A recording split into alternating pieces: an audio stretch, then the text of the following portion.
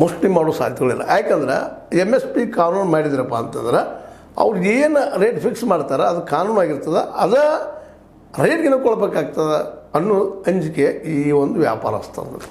ಹೀಗಾಗಿ ನಮ್ಮ ದೇಶದಲ್ಲಿ ಅಭಿವೃದ್ಧಿ ಅನ್ನೋದು ಏನಾಗಿಬಿಟ್ಟದಪ್ಪ ಅಂದ್ರೆ ಇವ್ರ ಅಭಿವೃದ್ಧಿ, ಕಾರ್ಪೊರೇಟ್ಗಳ ಅಭಿವೃದ್ಧಿ, ವ್ಯಾಪಾರಸ್ಥರ ಅಭಿವೃದ್ಧಿ, ಇವ್ರನ್ನ ಕಾಯ್ದಕ್ಕೆ ನಮ್ಮ ಸರ್ಕಾರಗಳಿದ್ದಾವೆ. ಯಾವುದೇ ಪಕ್ಷ ಬಂದರು, ಇಲ್ಲಿ ಯಾವ ಪಕ್ಷ ಒಂದಂತಲ್ಲ, ಕಾಂಗ್ರೆಸ್ಸು ಅದ, BJP ಅದ. ನೋಡಿರಿ, ಒಬ್ಬರಿಂದ ಸಹಾಯ ಮಾಡಿಸ್ಕೊಂಡ್ರಂದ್ರೆ ನಮ್ಮಲ್ಲಿ ಗಾಳಿ ಮಾತದ ಹಲ್ಲಾಗಿ ಉಪ್ಪು ಸಿಕ್ಕರೆ ಏನು ಮಾಡೋಕ್ಕೆ ಸಾಧ್ಯ ಇದೆ ರೀ ಅಂತೇಳಿ. ಅದಕ್ಕೆ ಇವರೆಲ್ಲ ಉಪ್ಪು ಸಿಕ್ಕಿಸ್ಬಿಡ್ತಾರೆ. ಆ ಉಪ್ಪಿಗೆ ಅನುಕೂಲ ಆಗುವಂಥ ನಮ್ಮ ವ್ಯವಸ್ಥೆಗಳು ಮಾಡ್ಕೋತಾರೆ. ಮತ್ತು ನಮ್ಮ ಬಡತನ ಹೋಗಲ್ರಿ, ಶಿಕ್ಷಣ ಎಲ್ಲರೂ ಸಿಗಲ್ರಿ ಅಂತಂದ್ರೆ ಯಾರು ಮಾಡೋರು ಅದನ್ನು? ಯಾಕಂದರೆ ಇವು ಪಾರ್ಟಿಗಳು ತಾವು ಖರ್ಚು ಮಾಡಿ ಆರಿಸಿ ಬರಬೇಕಾಗಿದೆ. ಜನಸಾಮಾನ್ಯರಿಗೆ ಒಳ್ಳೆಯ ಉದ್ಯೋಗ ಸೃಷ್ಟಿ ಮಾಡುವಂಥ ಒಂದು ವ್ಯವಸ್ಥೆಯಲ್ಲಿ ಮಾಡಲಿಕ್ಕೆ ಆಗ್ತಾಯಿಲ್ಲ. ಮತ್ತು ನಮ್ಮಲ್ಲಿ ಕೈಗಾರಿಕೆಗಳಂತೂ ಹೆಚ್ಚು ನಿಮ್ಮ ಫೇಲ್ಯೂರ್ ಆದಂಗಾಗಿ ಹೋಗಿಬಿಟ್ಟಿದ್ದಾವೆ. ಯಾವುದೇ ಸರ್ಕಾರದಲ್ಲಿ ಇವತ್ತಿನ ಏನೋ ಸಮಯದಲ್ಲಿ ಅವರಲ್ಲಿ ಅವ್ರು ಪ್ರಯತ್ನ ಮಾಡಿದರು.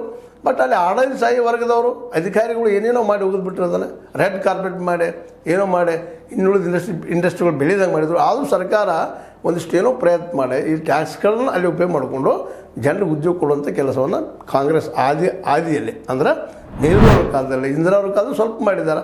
ನಂತರದಲ್ಲಿ ಶುರು ಆಯ್ತು ನೋಡ್ರಿ, ಪಾರ್ಟಿ ಫಂಡ್ಗಳು ಎತ್ತೋದು, ಎಲೆಕ್ಷನ್ಗೆ ಹಾಕೋದು, ದುಡ್ಡು ಹಂಚೋದು, ಆಗಿ ಬರೋದು, ಅದಕ್ಕೆ ಅವ್ರಿಗೆ ಅನುಕೂಲ ಮಾಡೋದು, ಇವ್ರು ದುಡ್ಡು ಹೊಡಿದು. ಈ ಪರಿಸ್ಥಿತಿ ಆದಾಗ ಈ ದೇಶದ ಅರ್ಥವ್ಯವಸ್ಥೆ ಮೇಲೆ ಹೇಳಪ್ಪ ಅಂದ್ರೆ ಹೆಂಗೆ ಹೇಳಿಕ್ಕೆ ಸಾಧ್ಯದ? ಅದಕ್ಕೆ ಇವೆಲ್ಲ ಜನಿಗೆಗಳನ್ನು ಯಾವ ರೀತಿಯಾಗಿ ನಮ್ಮ ಈ ಸರ್ಕಾರ ಕಂಟ್ರೋಲ್ ಮಾಡಲಿಕ್ಕೆ ಸಾಧ್ಯ ಇದೆ? ಯಾಕೆ ಅವರು ದುಡ್ಡಿನ ಮೂಲ, ಖರ್ಚಿನ ಮೂಲ ಅದೇ ಇರುವಾಗ ಅದ್ರ ಮೇಲೆ ಯಾಕೆ ಕಾನೂನು ತರ್ತಾರೆ ಅವರು? ಇದು ಬಹಳ ಇಲ್ಲೇ ಲಕ್ಷ್ಯ ಕೊಡಬೇಕಾದ ಮಾತಾಗ್ಯದ. ಈ ಪಾರ್ಟಿ ಫಂಡುಗಳು ಇವತ್ತು ಹೇಳಿದ್ದೆ ನಿಮಗೆ, BJPಗೆ ಬಂದಂಥ ಪಾರ್ಟಿ ಫಂಡು ಕಾಂಗ್ರೆಸ್ಗಿಂತಲೂ 9 ಪಟ್ಟು ಹೆಚ್ಚು ಬಂದದ. ಹೀಗಾಗಿ ಅವರಿಗೆ ಅನುಕೂಲ ಆಗುವಂಥ ಒಂದು ವ್ಯವಸ್ಥೆಯನ್ನು ಇವು ಮಾಡ್ಕೊಳ್ತಾ ನಡೆದಿದ್ದಾವೆ ಅನ್ನುವಂಥದ್ದು.